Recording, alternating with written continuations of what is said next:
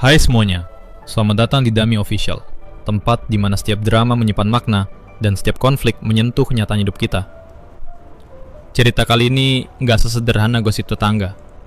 Ada luka lama yang kebuka lagi, ada senyum palsu yang akhirnya retak, dan ada kebenaran yang siap bikin semua berubah. Tarik napas yang dalam, duduk yang tenang, karena cerita sesungguhnya baru akan dimulai. Di balik setiap tawa dan keributan di pagi hari, ada kisah lama yang belum selesai. Sebuah masa lalu yang menyisakan luka, cinta, dan pengkhianatan. Inilah kisah antara sahabat, cinta, dan kenyataan hidup yang tak bisa dihindari. Di suatu pagi yang cerah, Mumu baru saja bangun dan langsung membangunkan Bobo yang masih terlelap.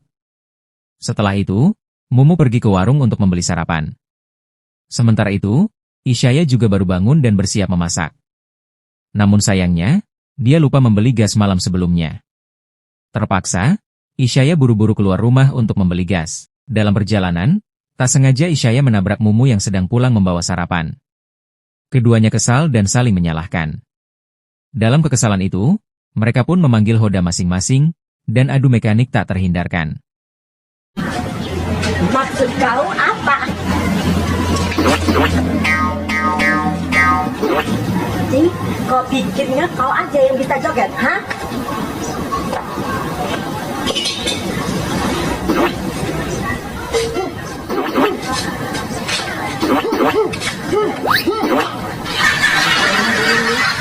Allah, aku yang hari ini sama kau ya. Allah, pokoknya aku balas. Setelah puas bertengkar, mereka pun berpisah dan kembali ke urusan masing-masing. Namun, Mumu yang masih kesal melampiaskan emosinya pada Bobo. Tak lama kemudian, datanglah Wak Bordir yang memarahi Mumu dan Bobo karena membuang-buang nasi. Dengan tegas, Wak Bordir memberikan nasihat dan menceritakan masa lalunya. Flashback kisah Wak Bordir. Ternyata, dulu Wak Bordir hidup penuh kekurangan. Dikira maling, dihina, dianggap rendah. Tapi aku punya mimpi besar untuk jadi orang kaya. Yang punya kontrakan banyak, rumah bordirku banyak, keretaku juga banyak.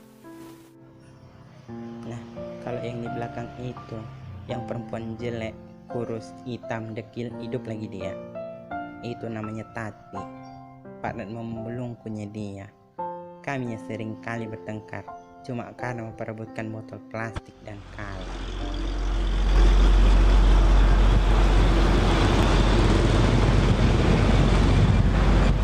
Ngapain kau di sini? Kenapa rupanya? Wilayahku ini ya. Kapan pula ini jadi wilayah kau? Sana kau cari tempat lain. Pokoknya ini tempat jangan kau di sini. Wilayah-wilayah di sini. Jangan kau ambil barang-barang di sini. Ia pernah bertengkar dengan Wati, teman seperjuangannya, karena persoalan kecil. Mereka mengumpulkan botol-botol bekas demi bisa membeli beras untuk makan. Kembali ke masa kini. Di masa sekarang, Wak Bordir dan Mumu duduk bersama. Mumu lalu mulai bercerita tentang adiknya, Lala, dan kisah masa mudanya dulu. Cerita itu membawa kita kembali ke masa lalu. Flashback. Isyaya muda sedang menuju rumah Wak Nining untuk membicarakan Togar, pacar Nining. Ternyata, Togar telah lama berpacaran dengan Nining, namun sang ibu Togar sangat tidak menyukai hubungan itu.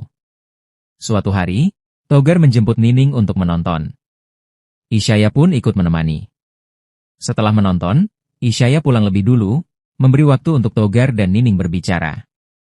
Saat itulah Togar mengungkapkan bahwa ibunya tidak setuju dengan hubungan mereka. Apa? Gua mau ngomong. Ngomong apa? Kan kita selama 5 tahun ini. Istilah aku gak mau kalau cerita-cerita kayak gini. Pasti aku udah tahu kamu mau putusin aku kan. Bukan gitu deh. Abang gak setuju kita pacaran. Alasannya selalu itu, Aku mau nikahi kau deh, tapi gak bisa. Mama aku itu gak bisa. Nining yang sudah sering mendengar alasan itu pun menyadari, ini adalah akhir. Waktu berlalu.